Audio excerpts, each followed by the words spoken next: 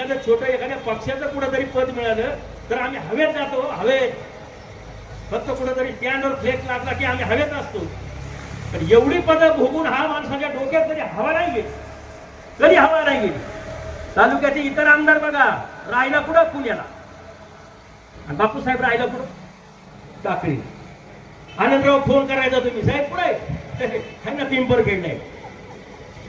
केमकर साहेब तुम्ही फोन करा, साहेब पुढे वाट सिरगरवाडीला आहे.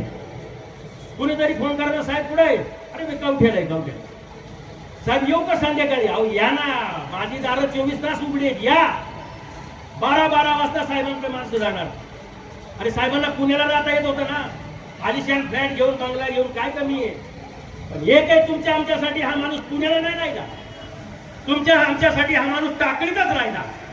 आणि साहेब टाकळीतच शेवटचा श्वास घेणार, हे पण लक्षात घ्या.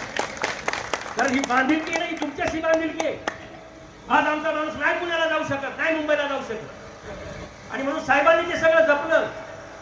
अरे फाटक्या माणसाला उठावं. इथं मगाशी ते कार्यकर्ता आहे बघा, उभे राहू दादा तुम्ही, 1 मिनिट उभे राहा.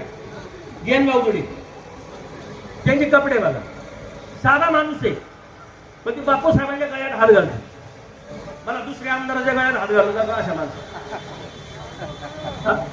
दुसरे आमदार फक्त बघा, प्रोफाईल आमदार एक काचावर आहे, सगळ्या काचा. तुम्हाला दर्शन नाही.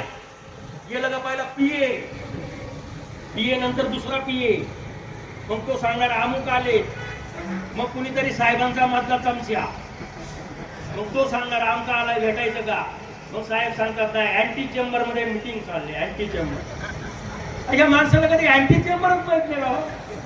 कसलं अँटी चेंबर, कसलं पीए, कसलं काय?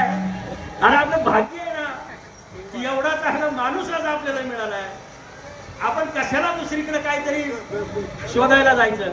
आणि म्हणून मित्रांनो, तुझी आहे तुझं पाशी, बरी जागा चुकलाशी, ही आपली अवस्था आहे. आणि म्हणून ज्या माणसानं 1962 पासून राजकारणामध्ये